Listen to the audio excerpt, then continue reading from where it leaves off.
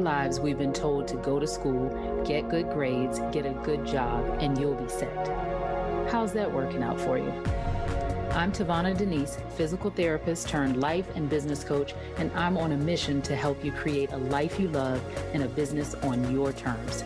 If you want more time, more freedom, more flexibility, I can help you create it. Welcome to Breaking Protocol, the show for women in healthcare who want more.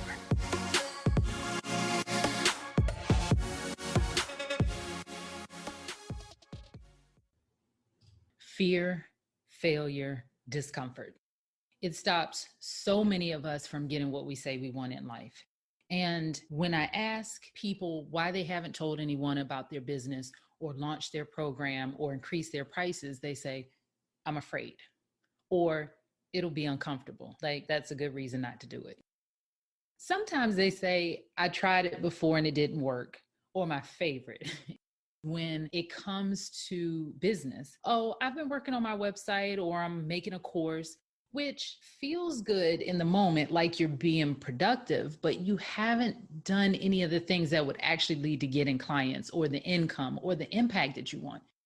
And it makes sense if you think about it because of how our brains work. If we're using our prefrontal cortex, the planning part of the brain, to create our dream business, then when it comes to go live on Facebook, for example, in the moment, the primal brain goes, oh no, that looks really uncomfortable. I'm afraid we shouldn't do that. So you put it off. But it's just a Facebook Live. You're on one side of the screen, in your home, perfectly safe. And yet the primal brain is on high alert because its job is to keep us safe. Anything outside of your comfort zone is considered dangerous. So it makes sense we would feel afraid. And when we feel afraid, we go into fight, flight, or freeze mode. Unfortunately, this is not helpful when you have a big goal that requires you to take actions that you're either not familiar with, not good at yet, or afraid of. And that's why watching Netflix or finding out who just got married or taking a nap seems so compelling when you have that blog post to write or that podcast to record. Here's the thing though, if a feeling is simply a vibration in the body, the research says lasts about 90 seconds. Why do so many people avoid and resist feeling their feelings? For many, that feeling lasts way longer than 90 seconds. Because what you resist persists, or you haven't taken the time to examine the thoughts driving that feeling, or you haven't trained yourself to know that the feeling itself is harmless.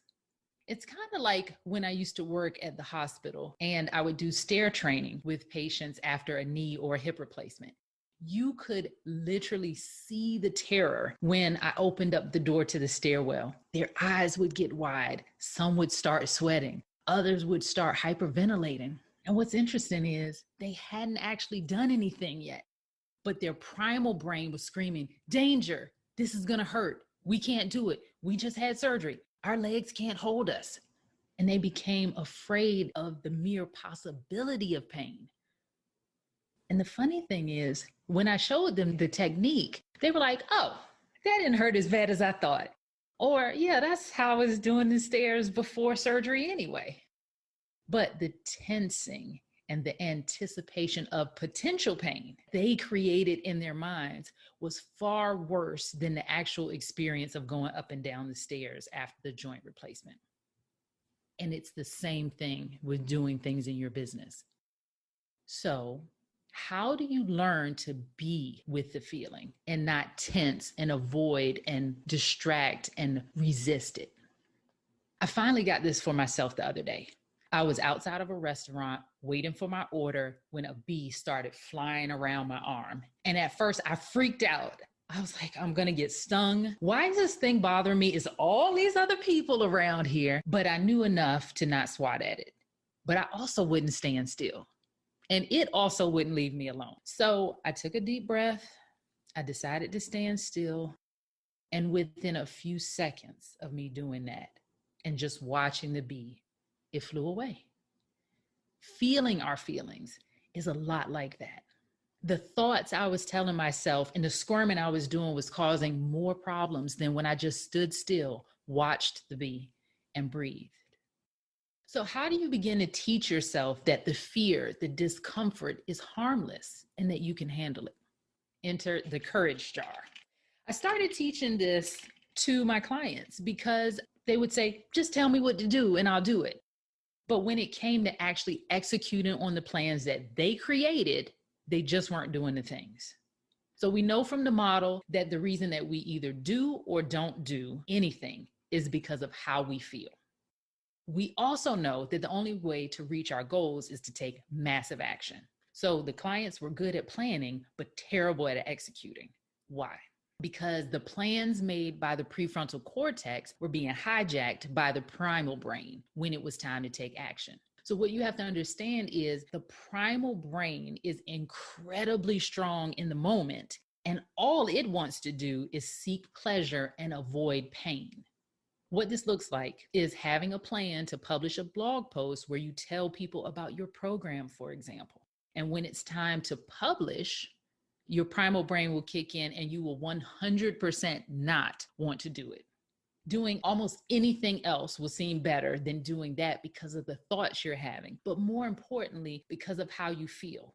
Fear, frustration, confusion, whatever. In these moments, it's important to be with the feeling, to breathe through it, to ask yourself, what am I thinking right now? Allow the sensation, the vibration to wash over you, and then get to work. So we use the simple technique of what I call the courage jar to teach ourselves to lean in to the discomfort and to work with the primal brain. Because every time you allow the feeling to wash over you and then you take the action you intended, you get to put a bead in the jar. Why does this work? Remember when we were in grade school and the teacher had that chart with the names and all the stickers? I don't know about you, but I could not wait to do something worthy of one of those stickers and watch them add up. The primal brain likes rewards. The brain loves this, loves seeing this. So it's something about the accumulation of the beads in the jar that helps reassociate doing scary things with a reward instead of, nope, not doing that, avoid it at all costs. This represents all of the uncomfortable feelings that you were able to be with rather than avoid, distract, or buffer through. This also represents you taking massive action in your business. So as you continue to take the massive and courageous action, not the passive action, not the stuff that feels good, working on your website, working on your new webinar, those kinds of things, like actually getting out in front of people and asking for the sale, making the offers, right? The primal brain lights up and it begins to look for the reward in doing the uncomfortable.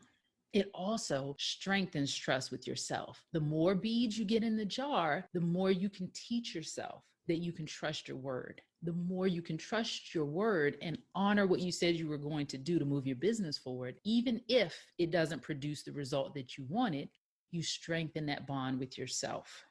So each of these beads represents you taking massive, courageous action in your business.